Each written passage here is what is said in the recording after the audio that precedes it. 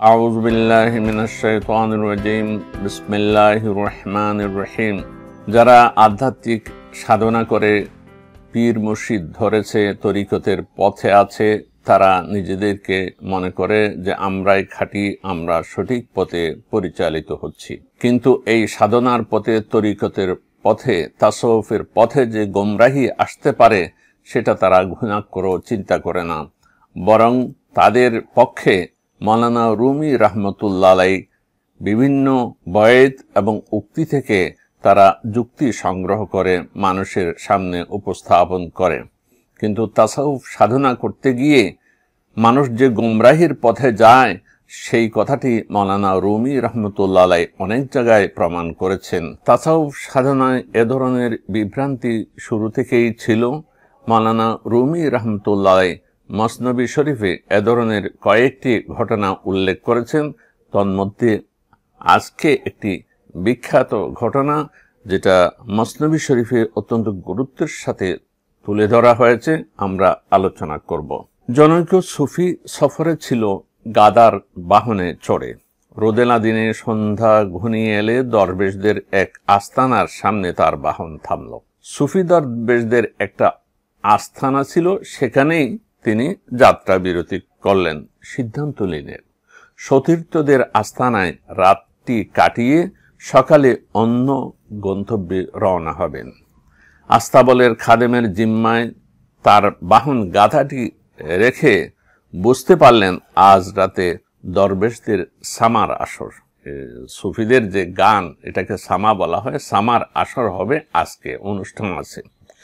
গাধাটির প্রতি নিজে যত্ন আত্মি নিয়ে খাদেমকেও সুপারিশ করলেন বিশেষভাবে। আস্তানার খাদেমকে বললেন যে আমার গাধাটি, আমার বাহনটি সুন্দরভাবে একটু দেখো, রাত্রে খুব যত্ন নিও। মাওলানা রুমি বলেন, শত সতর্কতা দেখালেও তকদিরের ফায়সালা যখন আসে চোখ অন্ধ হয়ে যায়। বান্দা তখন সম্পূর্ণ অসহায়। মানুষ অনেক চালাক, চতুর, সতর্কভাবে চলে, কিন্তু তকদিরের ফায়সালা আসলে অন্ধ হয়ে যায়। মানুষের তখন কিছু করার থাকে না। এখানে মাওলানা রুমি রাহমাতুল্লাহ আলাইহি তকদিরের ফয়সালা সম্পর্কে অনেক গুরুত্বপূর্ণ আলোচনা করেছেন। যাই হোক, গাধাটি ওখানে খাদেমের জিম্মায় রেখে সুফি যোগ দিলেন দরবেশদের মাজমায়। সাধারণত সুফি দরবেশরা নিজেদেরকে খুব ভালো মানুষ মনে করে এবং বলে যে আমাদের মধ্যে লোভ নাই, দুনিয়ার প্রতি আকর্ষণ নাই, এই জন্য আমরা দরিদ্র হয়ে আছি, ফকিরের মধ্যেই মুক্তি, এ ধরনের একটা কথা বলে। কিন্তু মাওলানা রুমি রাহমাতুল্লাহ আলাইহি বলছেন যে না, হাদিসের কথা তিনি বলছেন যে দারিদ্র মানুষকে কুফরির কাছাকাছি দিয়ে যায়, এটা হাদিস শরীফের কথা। কাজেই দারিদ্রকে ভালো মনে করা, গরিব হয়ে থাকার যে চিন্তা আমাদের সমাজের একটি শ্রেণীকে পেয়ে বসেছে, সেটা ইসলামের চিন্তা নয় এবং মাওলানা রুমির চিন্তাও নয়।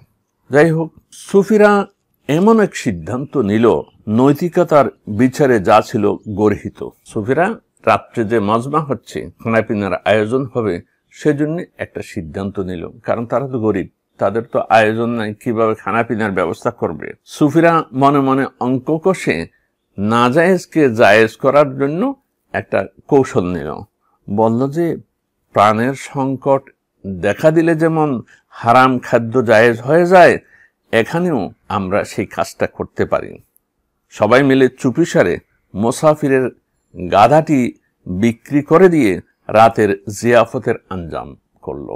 মাজমায় তো সুফি এসেছে, তার গাধা যেটা খাদেমের কাছে রেখেছিল সেটা সেখান থেকে নিয়ে তারা বিক্রি করে দিয়ে রাত্রে যে জিয়াফতের আয়োজন হবে সেই জিয়াফতের আয়োজন করলো।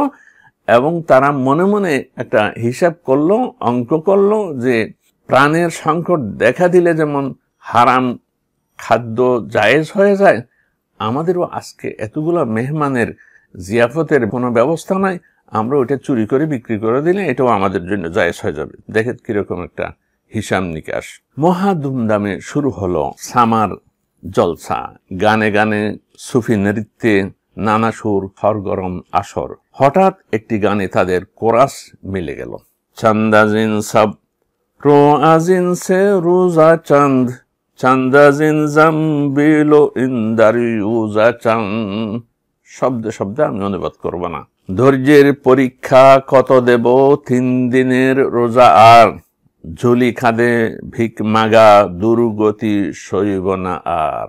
সুফিরা তালে তালে এই গান গাইতেছে। মা হামাজ খাল কেমো জানদারি মামা, দৌলতিম সবে মে মাদারি মামা। আমরাও মানুষ, আমাদেরও আছে প্রাণ, আজ রাতে সৌভাগ্য, ঘরে এলো মেহমান, এলো মেহমান মেহমান। এইভাবে গান এক সুরে তারা গান গাইতে লাগলো সুফি নৃত্যের তালে তালে। এই কোরাসে সুফিরা হেলে দুলে মুসাফিরের সামনে ঝুঁকে তসলিম জানায় একে একে। ও যে মেহমান আসছে মুসাফির, তার সামনে গিয়ে সালাম করে। মুসাফির সুফির আনন্দ তখন দেখে কে, কারণ দেখতেছে সবাই ভর মজলিস, সবাই এসে আমার সামনে শ্রদ্ধা নিবেদন করছে, সালাম নিবেদন করছে, ভর মজলিসে গানের কলিতে আমাকে বরণ করে নিচ্ছে।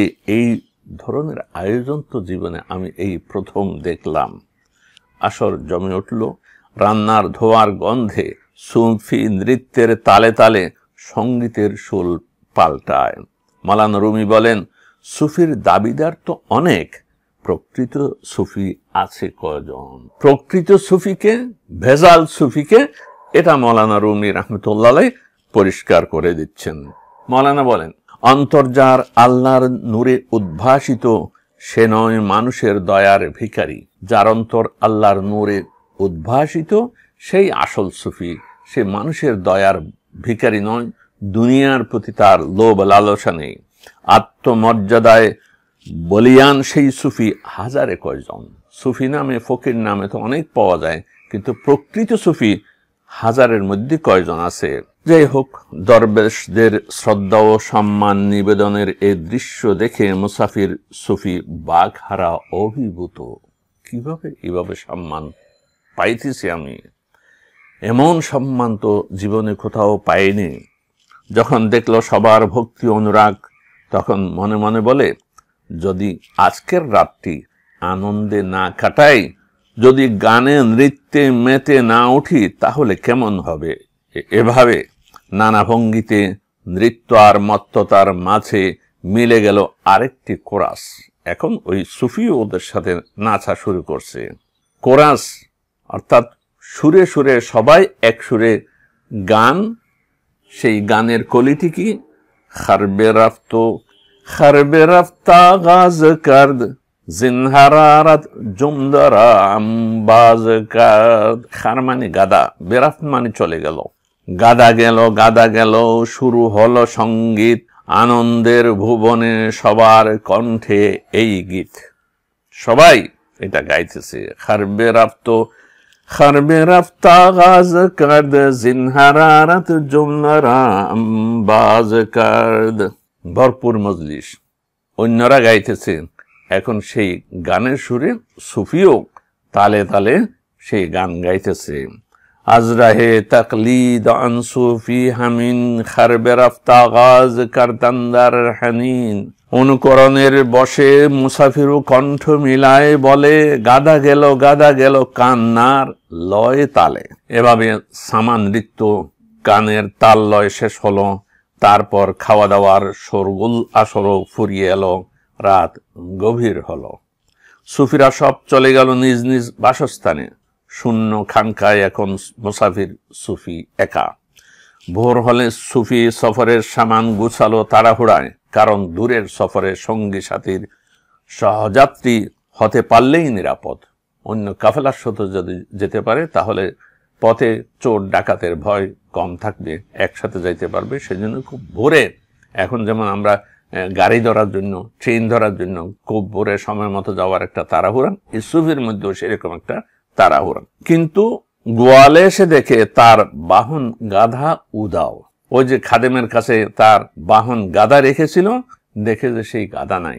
জিজ্ঞাসা করলো, আমার গাধা কোথায়?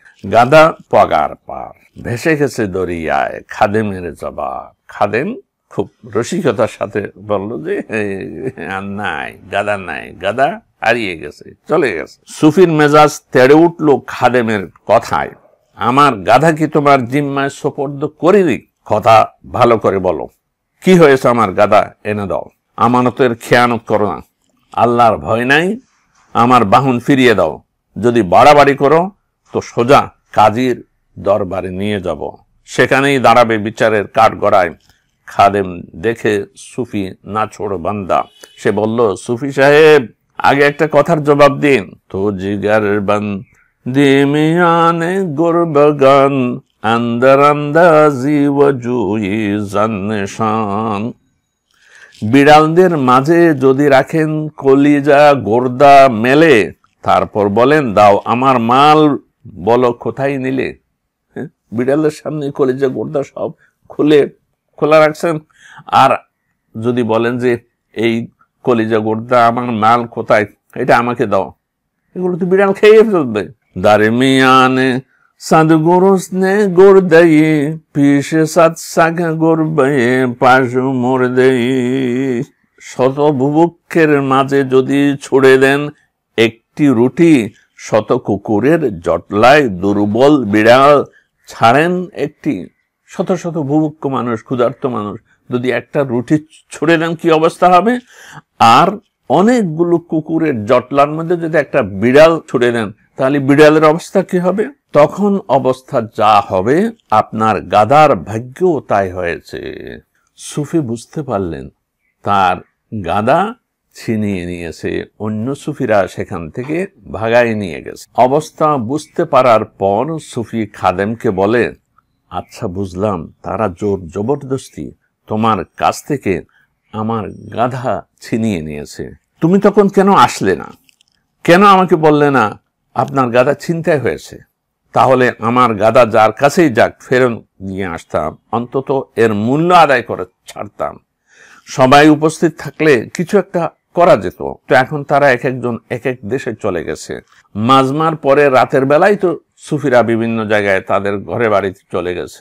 এখন আমি কাজের দরবারে কার বিরুদ্ধে নালিশ করব?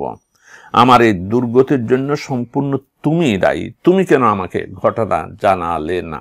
আমার গাদা তোমার জিম্মায় রেখেছিলাম, তুমি না পারলে অন্তত আমাকে জানাইলে না কেন? খাদেম বলল, সত্য কথা কি, গাদাটি হাতছাড়া হওয়ার পর আমি কয়েকবার গেছি, আপনাদের আসরে বেশ কয়েকবার উকি ঝুঁকি দিয়েছি, যে মাজমা চলতেছিল সেখানে বেশ কয়েকবার উকি ঝুঁকি দিয়েছি, কিন্তু যতবার গেছি দেখি যে সবাই কোরাস গাইছে, গাধা গেল গাধা গেল গেল রে, খারবে রাফতো খারবে রাফতো খারবে রাফত, এটা কোরাস গাইতেছে, সবাই গাইতেছে।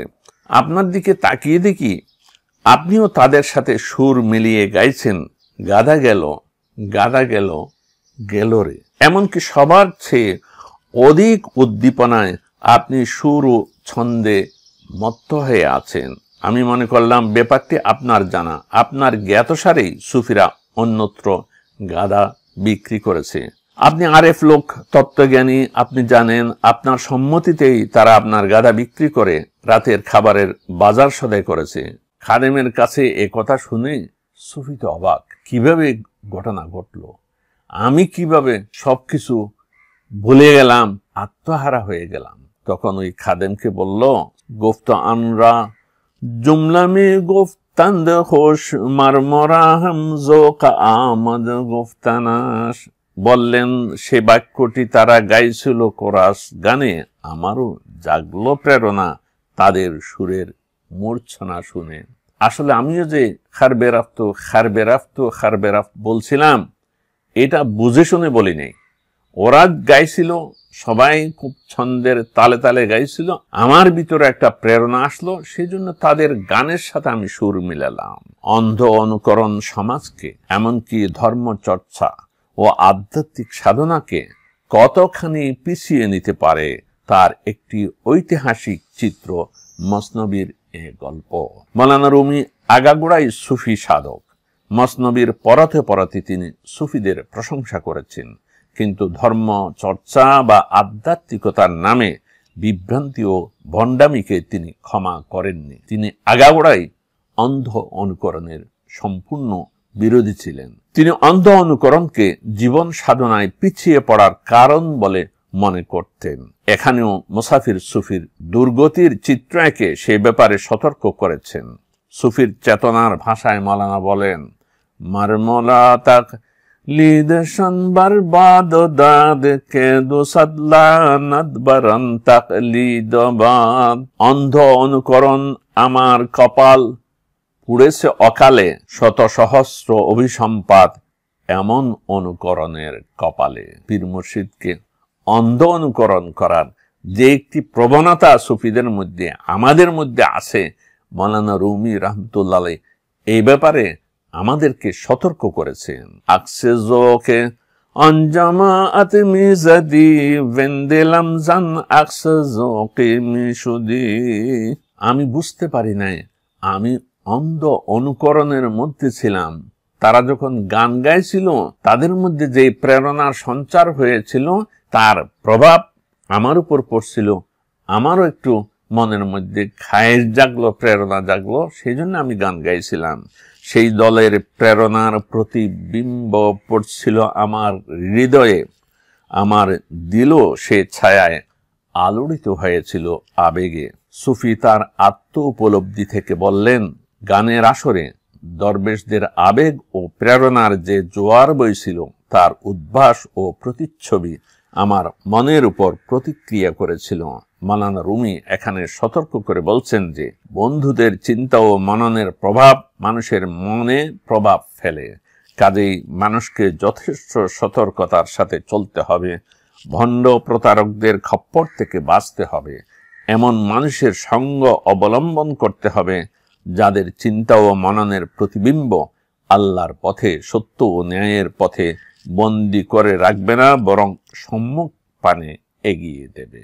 সুফি সাধনার ক্ষেত্রে, তাসাউফ সাধনার ইতিহাসে মসনবি শরীফের এই গল্প একটি মাইল ফলক, যাতে মানুষ অন্ধ অনুকরণ না করে ওসিলা ধরার নাম দিয়ে অশিক্ষা কুশিক্ষার ভিতরে ডুবে থেকেও যাতে মনে না করে যে আমি আধ্যাত্মিক উন্নতি করতেছি, আমি আল্লাহর পথে এগিয়ে যাচ্ছি, সাধনার পথে এগিয়ে যাচ্ছি।